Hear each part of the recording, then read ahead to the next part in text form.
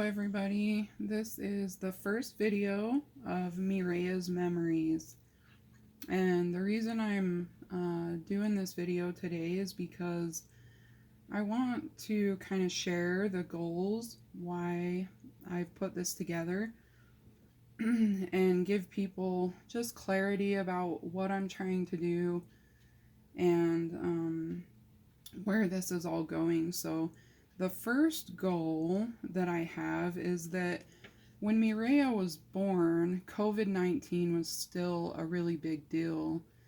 And nobody really got to come see her. The only people who were allowed at the hospital was me and Shane. So none of our kids ever got to see her. None of the grandparents ever got to see her. And I feel like in the beginning, me and Shane didn't really share a whole lot. And so for the family and the church family and the people who would have known and love her, I just want to share what there is to know about her.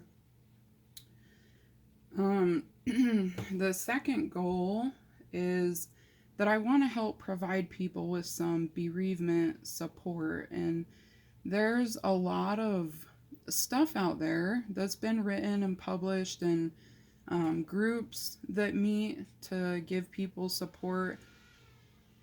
But one thing that I know that I saw and heard and read many, many times, especially like in the early days when the hospital was sending me pamphlets, and after the funeral, I got a lot of stuff from the funeral home and different books and things. But one thing I read a lot was that people that lose someone that they love need to be able to talk about that person. And what I found is that I wouldn't talk about her, and then at some point I would start just unloading all of this stuff, sometimes onto complete strangers, and it was like so uncomfortable for them.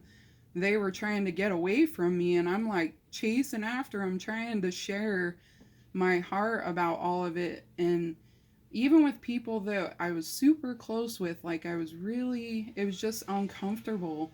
It's not something that people are used to talking about, and I think people a lot of times don't know what to say.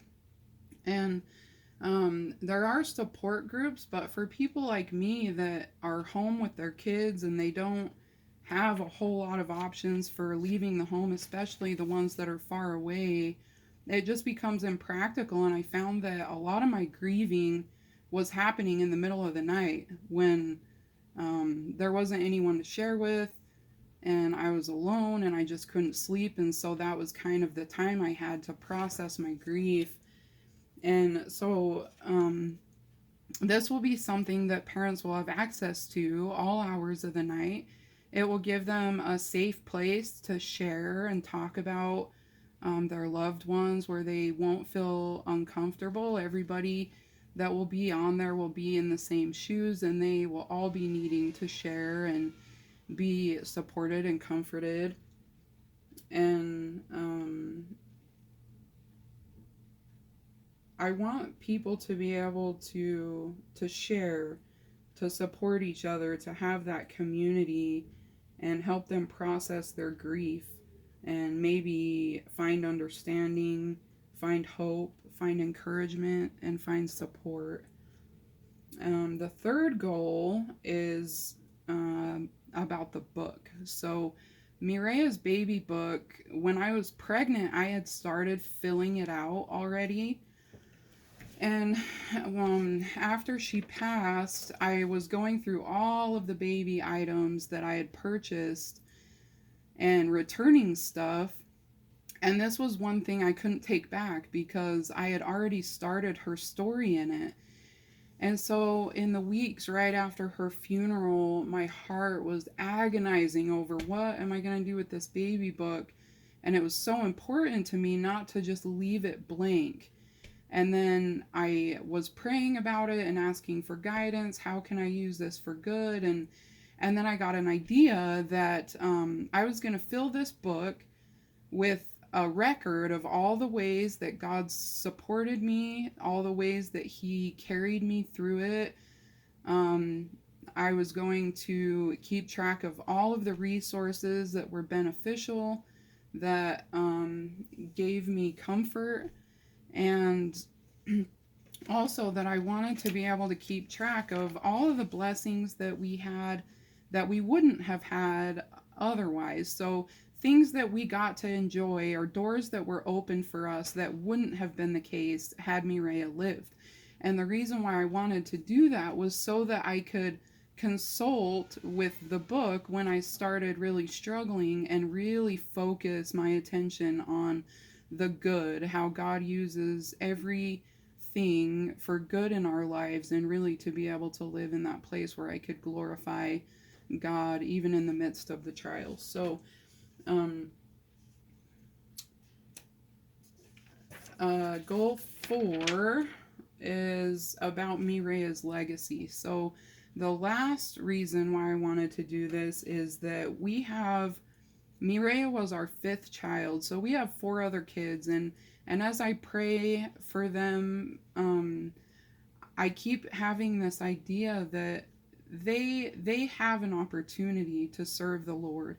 You know, I hear my girls talk about how they want to be stay-at-home moms, and they want to homeschool their kids, and I think about that legacy that we're working so hard to give them being passed down, and my mind often wanders back to the fact that Mireya's chance is gone. She's not going to have those opportunities like our other kids will. And so I really want Mireya's life to be used for the kingdom.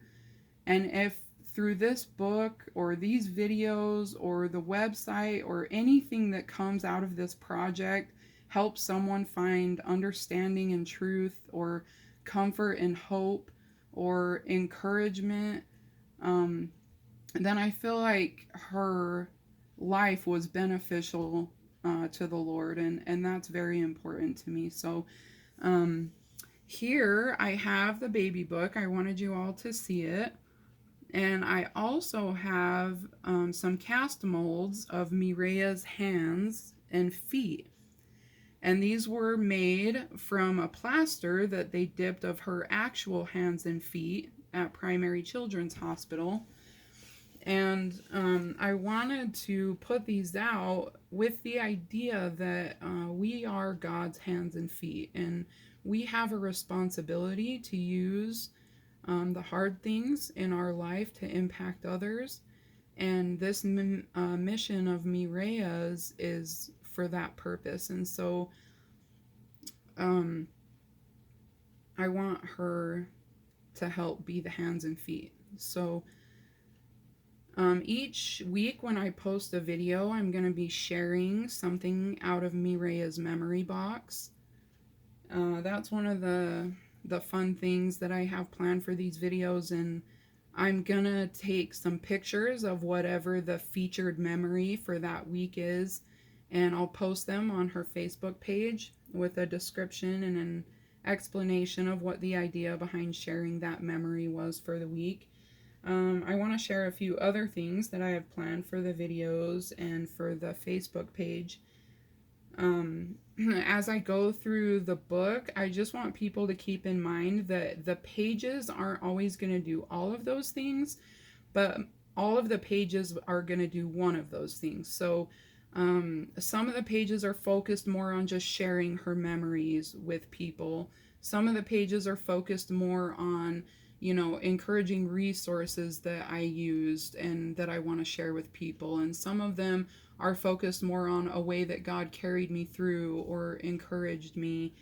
And some of them are just, like I said, about the pregnancy and other things, which might not be profitable for any of those, but are just part of her legacy. And then also I'm going to be doing pages in the book with the kids. I'm going to interview the kids and talk about how they process grief and their memories that they have about the parts that they got to be involved in, even though they didn't get to actually be with her, just the things that they were part of. And then the other thing is that I have a whole list of companies that have different fundraisers, like Kohl's and Krispy Kreme and pizza and burritos, and some of them are actual events where, like, if you attend a dinner on a certain date and tell them that it's for Mireya's mission, then they'll donate like a certain percentage of their proceeds for those meals. And other ones are like gift certificates that I can email you. And so, as those come in and as I get approved for the ones that we're going to do, I'll be posting those on the Facebook page. So, keep an eye out for those. And that's it for today. And thank you guys again for all of your support.